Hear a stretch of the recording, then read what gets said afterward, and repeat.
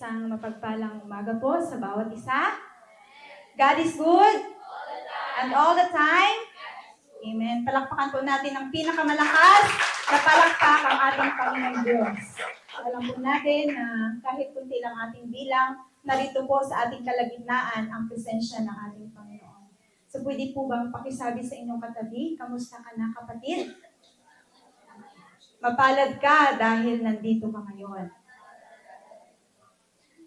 Praise the Lord. So sa kabila po na malakas ang ulan kanina, so kanina pagbaba namin ay hindi naman umulan, pero pagdating namin dyan sa may baba, umulan na. So walang hadlang po ang malakas na ulan at putik kapag tayo po ay naglilingkod sa Panginoon. Sabi nga, rain or shine, tuloy pa rin ang takbo ng ating buhay, lalong higit sa paglilingkod sa ating Panginoon. Amen po? So bago po ako magsimula sa magpahayag ng salita ng ating Panginoon, sa muli ay ako po ay nagpropromote ng mga offer courses sa ating Bible School dahil nalalapit na po ang pasukan sa ating paaralang Biblia sa June 16. So bago po yan, so may graduation ay June 8. So ang offer po sa Bible School ay baka nagnais po kayo, especially yung mga Sunday school teachers, church leaders. So, pwede po kayong mag-enroll sa Bible School dahil doon po tinuturo kung paano i-interpret ang Bible. So, ito po yung subject na hermeneutics. So, ino-offer po ito sa layman. So, ang layman ay 6 subjects. So, napapaloob po doon yung hermeneutics. And then, yung homiletics ay tinuturuan kung paano gumawa ng outline. Yung sermon outline. So, homiletics, kasama po yan doon sa layman subjects. And then, Bible study methods. So, doon tinuturo din kung ano yung mga iba't ibang klase na pagtuturo sa Bible study. So, iba't ibang klase. And then, tinuturo din po doon yung pastoral theology. So, kung paano i-conduct ang dedication, child dedication, baptism, water communion. So, doon yung mga ceremony na conduct sa church ay doon din po tinuturo. Pastoral theology. And then, doon din yung first war history and distinctive. So, doon natin itatalakay sa subject na yon kung saan nagmula ang first war, ano yung tinuturo or doctrine ng first war. And then, first war polity, yun yung tinuturo doon kung ano yung policy na tinuturo ng first war. 5. So, ano pa yung isa? Nakalimutan ko yung isa. So, bali 6. Kapag natapos po natin yung 6 subject, pwede na po tayong mag-graduate. So, ito yung Layman Institute.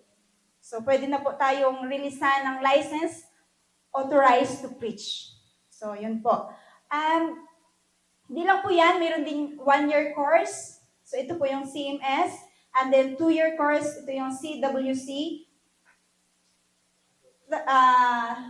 Third year, so ito yung 3-year course, ito yung Associate of Theology, and then yung 4-year course ay Bachelor of Theology. So, and then meron pa after nun ay Masters. So, may iba't ibang specialization. So, andyan lang naman po ang ating paaralan. So, anytime, anywhere. So, pwede niyo po akong i-contact, and then pwede po kayong pumunta sa Bible School kung kayo po ay nagnanais. So, wala pong pinipiling edad. So, kung willing po kayong magpagamit at lalo pang ma-equip sa ministry na meron kayo ngayon, ay pwede po kayo. So, yun lang po. And sa ngayong umaga po, tayo po ay mag-aaral ng salita ng ating Panginoon. Sumari po bang tumayo ang bawat isa bilang paggalang sa salita ng ating Panginoon na makikita po sa aklat ng Efeso, chapter 3, verse 14 to 21. Efeso chapter 3 verse 14 to 21. Sumari po ba tayong salitan sa pagbabasa ng salita ng ating Panginoon? Ako po muna sa unang verse. Sabi po dito, dahil dito, ako'y lumuluhod sa harapan ng Ama. Verse 15.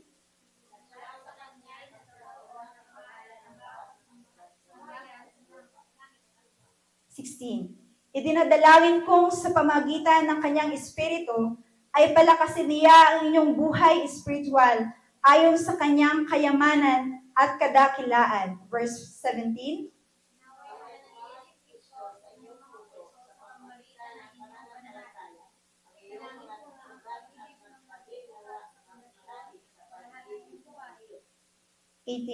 Upang inyong lubusang maunawaan, kasama ang mga hinirang ng Diyos, kung gaano kalawak, kahaba, kataas, at kalalim ang kanyang pag-ibig. Verse 19.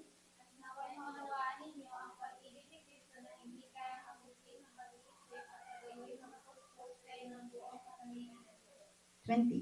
Sa Kanya na makakagawa ng higit pa kaysa maaari nating hilingin at isipin, sa pamagitan ng Kanyang kapangyarihang kumikilos sa atin, verse 21, sabay-sabay po tayo.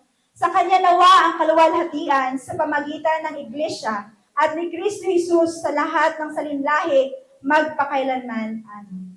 Dakila at makapangyarihang Diyos, narito po ang bawat isa sa amin. Handa na ikaw ay maranasan, Panginoon. Handang maranasan ang iyong presensya at iyong kapangyarihan. Magsalita ka sa aming kalagitnaan. Naniwala po kami. Narito ka, nakatunghay sa amin. Narito po ang bawat isa. Patuloy po naming binubuksan ang aming mga puso at isip na handa po naming tanggapin ang iyong mga salita sa oras po ito. Malaya ka, Panginoon, na kumilos at magsalita sa aming kalagitnaan. Salamat po, Panginoon. Sa iyo ang pinakamataas na papuri at pasasalamat sa tanging pangalan ni Jesus. Amen. Maaari na po tayong umupo.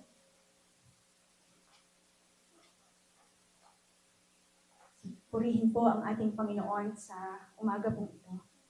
So ang ating pong pag-uusapan ay patungkol sa pag-ibig ni Kristo. Kung atin pong mapapansin sa panahon ngayon, ang mga tao po ay busy sa ibang mga bagay. Gusto ng mga tao na matuto at maunawaan ang maraming bagay, subalit hindi makita kung ano ang sagot sa kanilang mga hinahanap. Ngunit may isang bagay na dapat nating malaman, higit sa lahat. Dahil ito ay may malaking epekto sa ating buhay. Ano ito? Ito ay ang lawak, ang haba, ang taas, at ang lalim ng pag-ibig ng Diyos. Nakikita ba natin ang lawak ng karagatan? Kaya ba natin itong sukatin? So hindi po.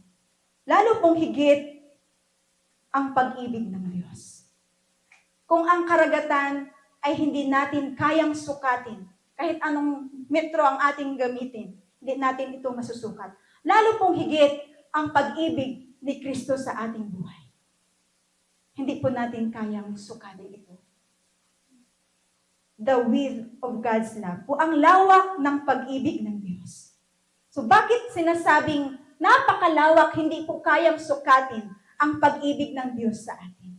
Kung ang sa tao, masasabi siguro natin, kaya nating sukatin. Kasi minsan, ang pagmamahalo, ang pag-ibig ng tao ay minsan may limitasyon. Kung hindi na maganda ang iyong ugali, kung pangit na ang itsura, minsan hindi mo na mahal. So ganun po ang tao. Pero kapag ang Diyos, pag-usapan natin ang pag-ibig ng Diyos, wala po siyang pinipili. Napakalawak. Hindi kayang sukatin ni naman. So, bakit malawak ang pag-ibig ng Diyos? First, God's love is non-exclusive. Ang pag-ibig ng Diyos ay hindi eksklusibo. So, ano po ang ibig sabihin nito? Ang pag-ibig ng Diyos ay para sa lahat. Walang pinipili, walang kinikilingan. Hindi eksklusibo ang pag-ibig ng Diyos.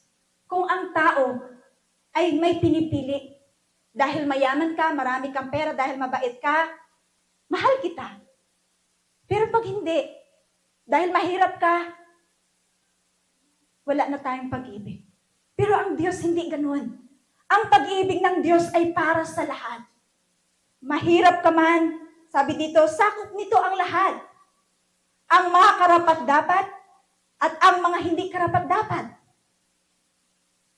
Ano pa? Ang mabuti o ang masama, mayaman o ang mahirap, ang maganda o ang pangit, ang maputi o maitim, ang mga bata, ang matanda, lahat ay mahal ng Diyos. Walang favoritism ang Diyos. Mahal ng Diyos ang mga tao sa Asia, sa Africa, sa lahat ng dako ng mundo. Lahat sa mundong ito ay mahal ng Diyos. Pwede po bang pakisabi sa ating katabi, mahal ka ng Diyos.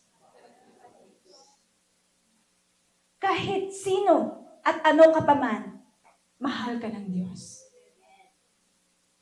Kung kaya tayo ay Kanyang iniligtas at tinubos sa gapos ng kasalanan dahil sa pag-ibig ng Diyos. Doon po yun nagmula. Yun yung proof na tayo po ay mahal ng Diyos. La tayo ay nangailangan ng manunubos, nangailangan ng tagapagligtas, dahil hindi natin kayang iligtas ang ating sarili. Ito po yung totoo. Hindi kaya nating iligtas ang ating sarili sa gapos ng kasalanan. Ang makakagawa lamang nito ay ang Diyos na ating tagapagligtas. Hindi kaya ng ating relihiyon. Kahit ang first prayer, hindi kayang gawin na tayo ay iligtas sa gapos ng kasalanan.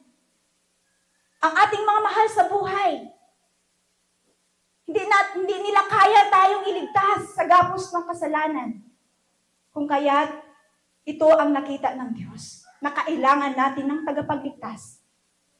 At nang dahil sa Kanyang pag-ibig, tayo ay itinubos, ibinigay si Jesus Christ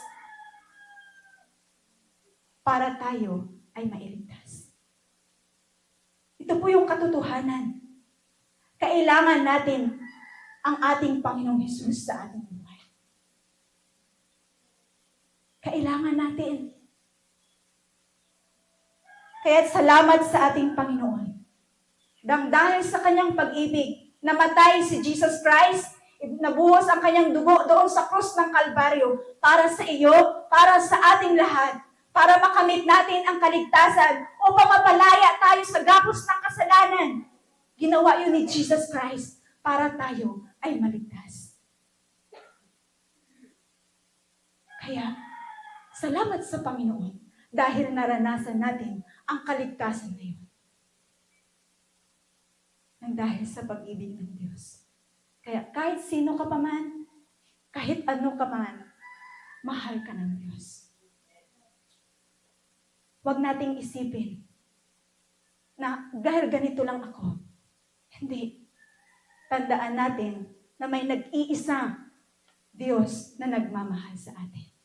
Itinakwil ka man ng lahat, wala ka nang malalapitan, nag-iisa ka lang. Isipin mo na mayroong Ama na nasa langit na nakakita sa iyo. So, salamat sa ating Panginoon.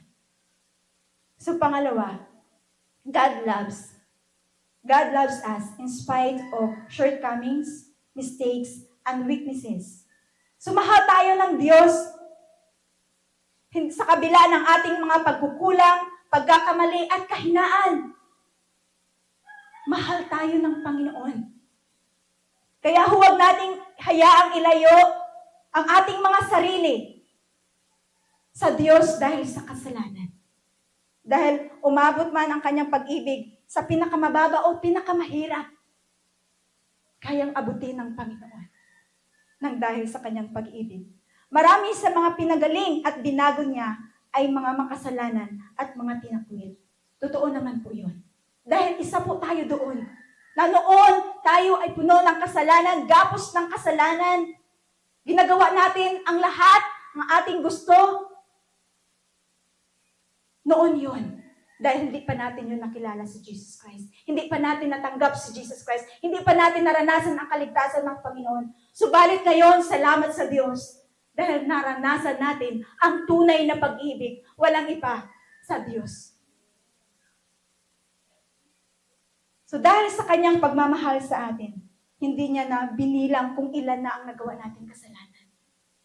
Tulad po ngayon, kung noon, kung napapansin po natin, kung ano ang buhay po natin noon.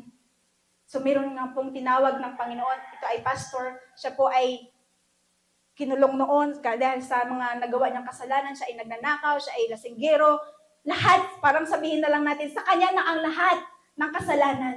Subalit nung natagpuan niya si Jesus Christ, naranasan niya ang pagmamahal at pag-ibig ng Diyos, siya po ay binago. Kung kaya siya ngayon ay lingkod na ng Diyos. Ganon din po ang buhay natin noon. May iba't iba tayong karanasan. Subalit dahil sa pag-ibig ng Diyos, dahil sa biyaya at habag ng Diyos, tayo ay kanyang inabot. Salamat sa Panginoon. Kung isipin po natin, kung hindi kaya natin nakilala ang Panginoon, ano na kaya ang buhay natin ngayon? Siguro po ang ilang mga kabataan, baka doon na sa kanto. Ano sa kanto? Dahil sa sobrang lasing, doon na nakatulog. Or sa tabi ng kalsada. Pero salamat sa Diyos dahil di tayo doon napabilang. Subalit ganoon man, mayroong ilan pa na ganoon or marami, nahahabag pa rin ang Diyos sa kanila. Dahil sa kanyang pag-ibig. Dahil ang nais talaga ng Panginoon o ang puso ng Panginoon ay maligtas ang bawat isa. Kasi nga, tayo ay nilikha ng Diyos. Subalit, dahil binigyan ng kalayaan ang mga tao, mas pinili ng iba na magpasasa sa buhay, gawin ang gusto ng laman. Alam po natin na sa panahon po na ito ay malapit nang dumating ang Panginoon. Naniwala po ba tayo doon? Malapit nang dumating ang Panginoon. Sa kanyang pagdating, hindi natin alam ang oras at pagkakataon. Kaya nga, habang hindi pa dumadating ang ating Panginoon, tingnan at saliksikin natin ang ating mga sarili. Handa ka na ba sa kanyang pagdating? Anytime. Mamaya, bukas, sa sunod na mga araw, hindi po natin alam ang oras ng pagdating ng ating Panginoon. Subalit, pinapaalala lang sa atin ng Panginoon, naway maging handa po tayo. Maging handa ang ating buhay. Naway sa kanyang pagdating, madatnan niya tayo na patuloy na naglilingkod sa kanya. Patuloy na nanumbalik at nanampalataya sa ating Panginoon. Kung tayo ay nagkakasala sa Panginoon, huwag tayong lumapit sa Kanya. Ito po minsan, ang nakakalungkot. Kristiyano, nagkasala. Alam niyang nagkasala siya sa Panginoon. Ngayon, nahiya na siyang lumapit sa Panginoon dahil sa nagawa niyang kasalanan. Ang nangyayari, lalo siyang lumayo sa Panginoon, ginawa niya ang kanyang gusto. Nakakalungkot po ang ganun. Naway, huwag tayong maging ganun. Kung tayo po ay nagkasala, ang dapat po natin gawin ay lumapit muli sa Diyos na nagmahal sa atin. Dahil ang Panginoon ay handang magpatawad sa mga taong totoong lumapit at magpakumbaba sa harapan ng Panginoon. So, ang Panginoon ay hindi tayo hinuhusgahan. Subalit, sa bawat, ito po yung tandaan natin, sa bawat pagkakasala natin, ay mayroon pong consequence. Tinutuwid tayo ng Panginoon. Di ba po, kapag ang parents ay nagkamali ang anak, hinahayaan lang ba ng parents ang anak na gawin ang mali? Hindi po. Tinutuwid ng magulang ang anak upang maging maayos ang kanyang buhay. Ganon din po ang Ama nating nasa langit. Hindi niya tayo hinahayaan na magpatuloy sa pagkakasala. So minsan tayo po, kadalasan always, nakita ng ating Panginoon kung tayo ay nalalayo na at nagagawa na natin ang gusto natin at nakagawa na tayo ng hindi kaya-aya sa harapan ng Panginoon. Tayo po ay tinutuwid niya.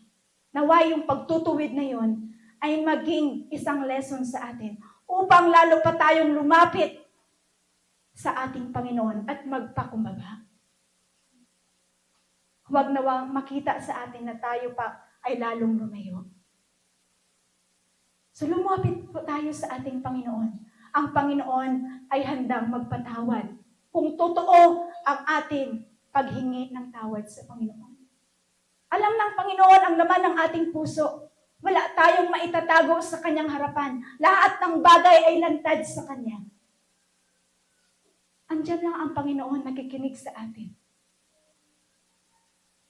Naghihintay na tayo po ay lumapit at tumawag sa Kanya. So ang Panginoon ay handang makinig, magpatawad kung tayo ay lubos at totoong nagsusumamo sa Kanya.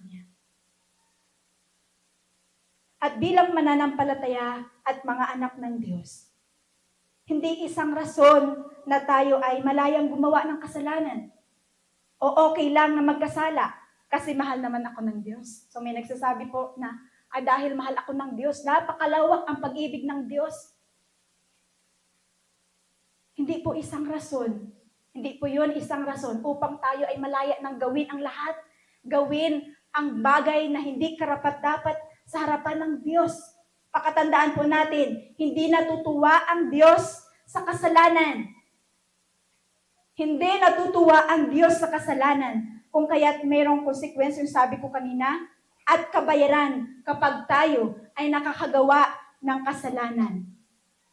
Lalo na ito ay ating sinadya. Dahil tayong mga mananampalataya at Kristiyano, alam natin ang mali at hindi. Tama po? Alam natin ang mali at hindi. Mali at tama.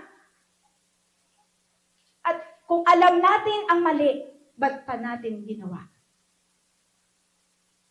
So alam po natin ang mali, bakit pa natin ginawa? So huwag nating hayaan na tayo ay madaya ng kaaway. Minsan sinasabi ng kaaway, hindi yan mali. Tama yan. Naway maging aware po tayo. Mga kapatid ko sa Panginoon, ang kaaway po sa panahon ngayon ay maraming tactics upang tayo ay madaya. Dahil sabi sa John 10:10, ano ang ginagawa ng kaaway? Magnakaw para tayo sirain, patayin. Ito yung gusto ng kaaway upang lalo tayong lumayaw sa Diyos. Pero ang Diyos patuloy na nanawagan sa atin na patuloy tayong maglingkod, sumunod sa Kanyang kalooban. Hallelujah.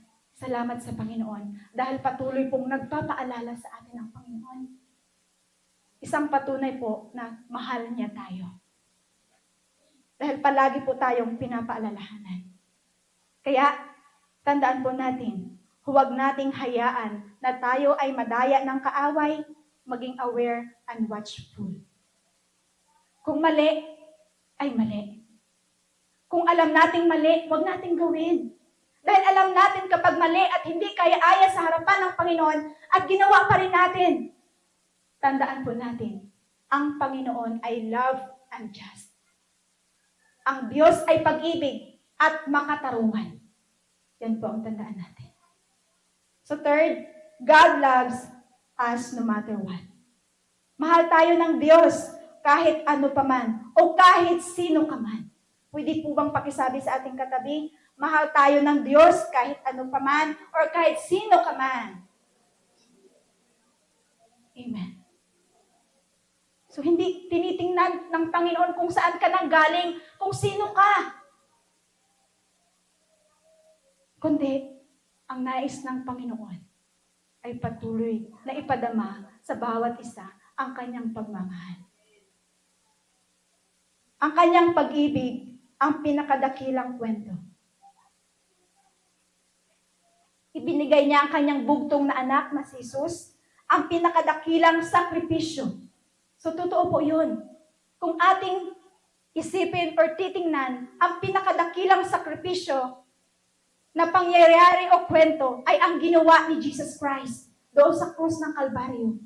Dahil walang katulad ang kanyang ginawa. Kahit sabihin natin sa atin, hindi natin yung kayang ginawa ni Jesus Christ. Subalit ginawa niya yun dahil sa pag-ibig ng Diyos. Diyos sa atin. Dahil tayo ay makasalanan. Subalit, tinubos niya tayo. Kaya nga mamaya, every first Sunday of the month, mayroong communion. Ito ay pinapaalala sa atin ang katawan at dugo ni Kristo na mayubay at tinubos sa mamagitan ng kanyang buhay. Tayo ay may kaligtasan. So palagi pong pinapaalala sa atin yung ginawa ni Jesus Christ doon sa krus ng Kalbaryo.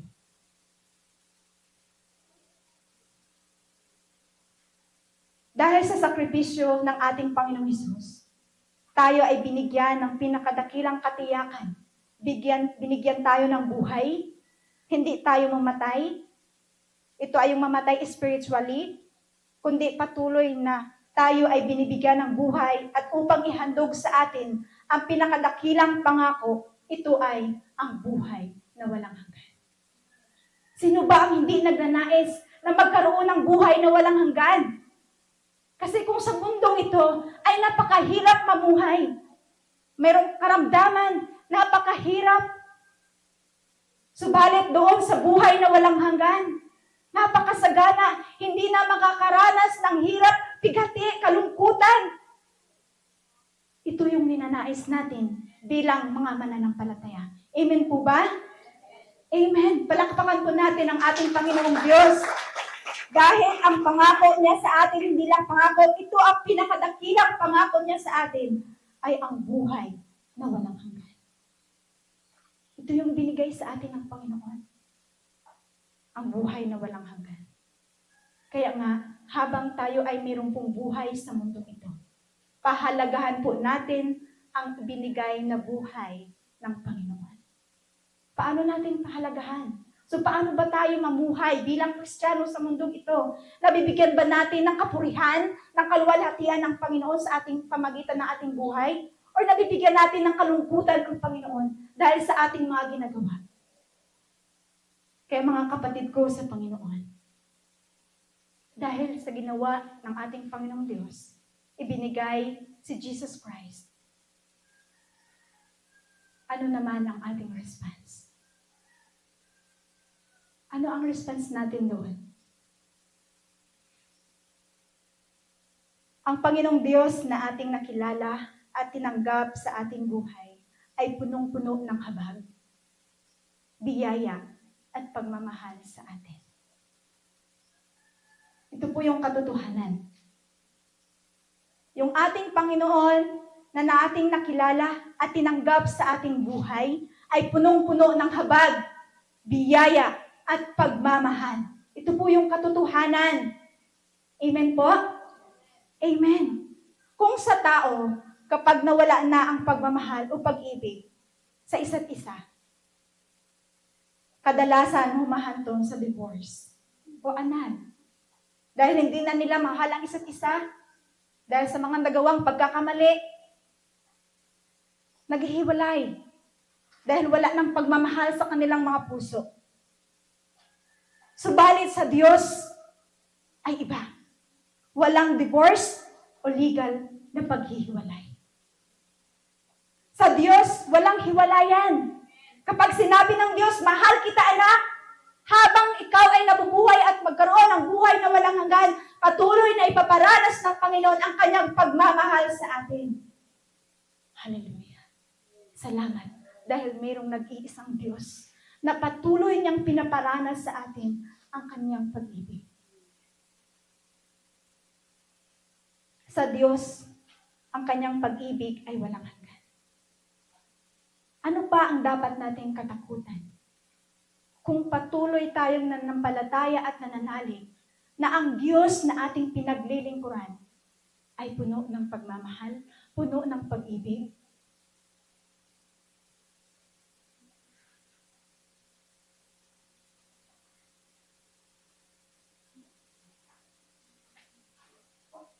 kung sa Diyos lamang dapat tayo manalig, siya ay sapat sa ating buhay. Ang Diyos ay sapat. Amen? Sapat ang kanyang biyaya sa bawat araw. Ang buhay ng isang tao, kapag wala ang Diyos, ano ang nangyayari? Parang katulad po ng isang puzzle. Kapag ang isang part doon ay nawala, mabuo ba ang puzzle? Hindi po. Ganon din po yan sa buhay natin. Kulang ang buhay natin kung wala si Kristo. Kahit meron kang kayamanan, lahat ay nasa iyo na. Meron kang malaking bahay, meron kang pamilya, lahat. Subalit kung wala si Kristo sa buhay ng isang tao, kulang pa rin. Kulang, napakakulang ang buhay ng isang tao. Ang tanong po sa atin ngayon, ang buhay ba natin ay kompleto na? Amen. Salamat sa Diyos. Naging kompleto dahil kay Kristo. Palakpan pa natin ang ating Panginoon.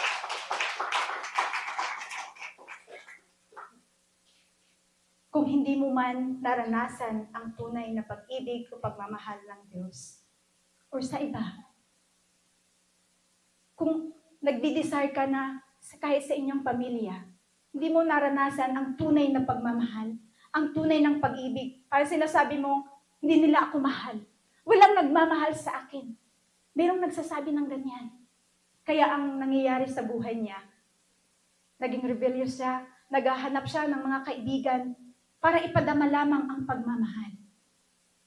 Kung nakakaranas tayo ngayon ng ganito, palagi po nating tandaan, huwag tayong mag-alala dahil meron tayong Diyos na nagmamahal ng lubos at totoo. Hindi lang lubos at totoo. Hinihintay lang niya tayo na lumapit at tumawag sa Kanya. Tandaan po natin na mahal ka ng Diyos. Mahal na mahal tayo ng Diyos. Amen? Ayaw Kanyang mapahamak, kundi ang nais niya ay magkaroon ka ng maayos, masagana, payapa, at walang hanggang buhay. Ito po ang nais ng Panginoon. Dahil ang Kanyang pag-ibig, hindi kayang sukatin, walang kapantay, walang hanggan. Mga kapatid ko sa Panginoon, ito po yung mensahe niya sa ating kalagitnaan.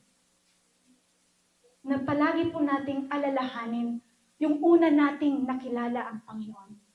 Yung na-first love natin. Yung nag-first love tayo sa Panginoon. Na palagi tayo nagdi-desire na maranasan ang presensya ng Diyos. Kaya ngayon, ang tanong po sa bawat isa sa atin, ano po ang response natin? Dahil hindi kayang sukatin, napakalawak ang pag-ibig ng Diyos sa akin, sa iyo at sa ating lahat. Ano naman ang response natin? Bilang tayo ay nakaranas, bilang tayo ay nakatanggap ng kaligtasan, bilang tayo ay tinubos ng Panginoon, ano po ang response natin doon? Ito po ang may iwan kong katanungan sa bawat isa. Na habang tayo po ay namubuhay at mayroong hininga sa mundong ito, ano po ang response natin? Kaya sa oras pong ito, muli po nating balikan yung una nating nakilala at tinanggap ang Panginoon. Tayo po ay manalangin. Hallelujah, Jesus. Ang iyong pag-ibig, Panginoon, ay napakalawak. At patuloy po namin itong nararanasan. Sa kabila po ng aming pagkukulang, kahinaan, pagkakamali. Nariyan ka palagi, Panginoon. Bukas ang iyong palad, nakatunghay sa aming kalagitnaan. Upang kami, Panginoon, ay lumapit sa inyo. Ito lamang ang hinihintay mo, Panginoon. Kaya't narito po ang iyong mga anak sa sanctuaryong ito. Nagkikita mo po ang laman ng aming mga puso. Patuloy naming pinapasalamatan ang ginawa mo, Panginoong Hesus, sa krus ng Kalbaryo. Hindi mo binilang ang aming kasalanang nagawa. Bagkus, nagahari sa iyong puso ang iyong pagmamahal sa amin. Patawarin mo kami sa lahat ng aming kasalanan at pagkukulang. Salamat, Panginoon, dahil di kayang sukatin ang iyong ginagawa sa aming buhay. Salamat sa iyong mga salita. Naway patuloy itong tumimo, mamunga sa aming puso. Isa pamuhay sa pangaraw-araw naming buhay. Patuloy mo pong pagpalain ang iyong mga anak na nakinig ng iyong mga salita. Hallelujah, Jesus. At sila, Panginoon, ay pagpalain.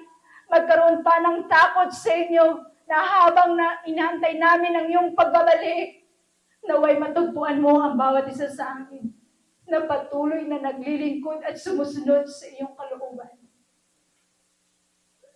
Patuloy mo pong pagpalain ang iyong mga anak sa Mount Calvary, Panginoon. Patuloy mo nawa silang katagpuin. Hallelujah, Jesus. Hallelujah, Lord. Salamat. Dahil pinalaya mo kami sa gapos ng kasalanan. Hallelujah, Jesus. Salamat po, Panginoon. Hallelujah, Jesus. Salamat po sa mga oras po ito. Alam po namin, Panginoon, nangusap at nagsalita ka sa aming kalagitnaan sa pamagitan ng inyong mga salitang ito na nagmula sa Biblia. Hallelujah, Jesus. Hallelujah. Salamat, Panginoon. Kaya't sa iyo lamang, O Lord. Hallelujah, Jesus. Ang pinakamataas na papuri at pasasalamat sa tayong pangalan ni Jesus.